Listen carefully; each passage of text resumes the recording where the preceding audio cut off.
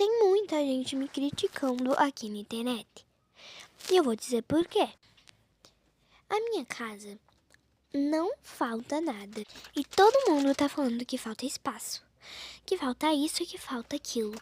Eu já filmei a minha casa inteira, só pra mostrar o quanto de espaço que tem essa casa. É um lote para 2 casas. E essas 2 casas são minhas. Eu tenho de tudo que eu preciso. Lacinhos, rabicós e muito mais. Tenho até perfuminho. E eu arrumo direitinho minha cama pra mostrar que nada disso é alugado. Boa noite pra vocês. Até o próximo vídeo. Espero que vocês tenham gostado da historinha. E isso é só uma brincadeira.